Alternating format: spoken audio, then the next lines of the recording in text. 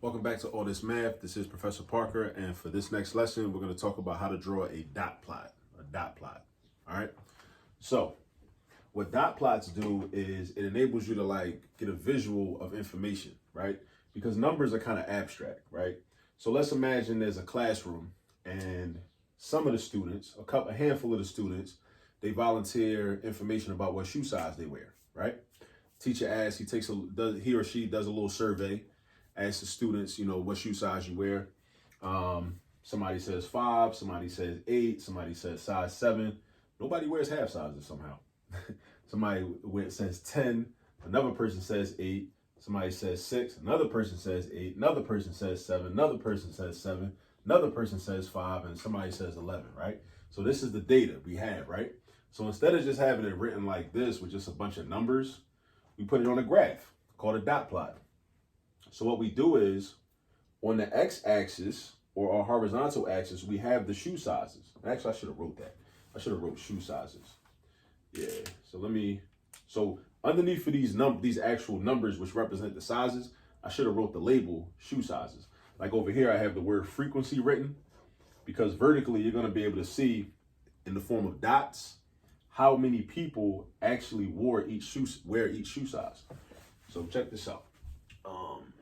Shoe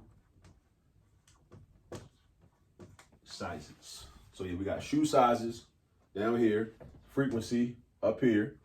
All right, so we just basically go through the list and we say, okay, well, I see somebody wears a size 5. How many others wear a size 5? 2 people. So 2 people wear a size 5. So that's my frequency for size 5. So I go to size 5 and I do one dot, 2 dots. That's it.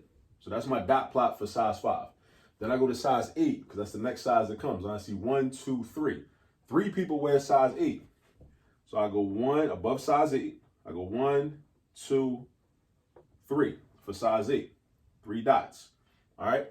Then I got size 7. 3 people also wear size 7.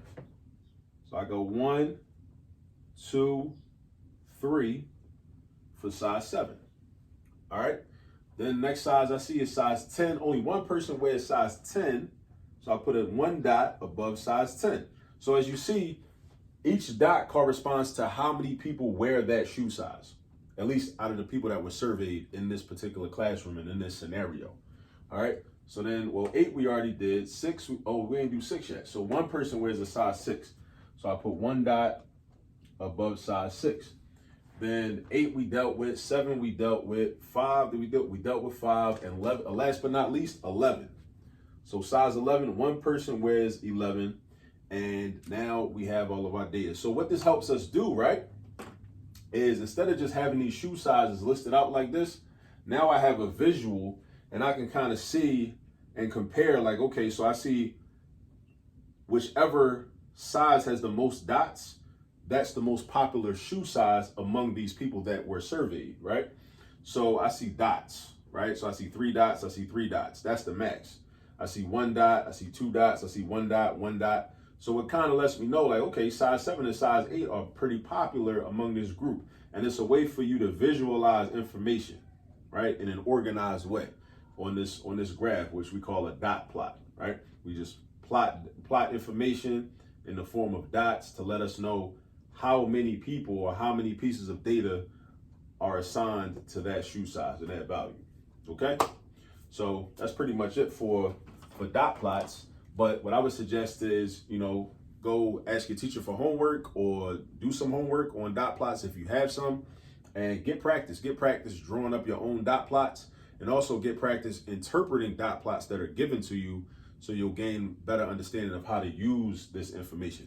Because this is not just something that you just do in school just for the sake of just having something to do in school. It's not busy work. Ideally, you'll be able to create your own graphs and your own box and whisker plots, your own dot plots, your own stem and leaf plots, your own frequency distributions, and all that stuff later on, if you're trying to compile data and if you're trying to understand information, you're trying to collect information, because you never know when you'll be in that situation. And you should be in that situation where you're collecting data, because we all need information, right? All right, so this is just a way to, in an efficient way, collect information and collect data and have it organized instead of just a list of numbers, because the list of numbers is cool, but we want to do something with those lists of numbers. And the dot plot is one example of something we can do. So go get some practice with dot plots, and I'll catch up with you on the next video. Peace.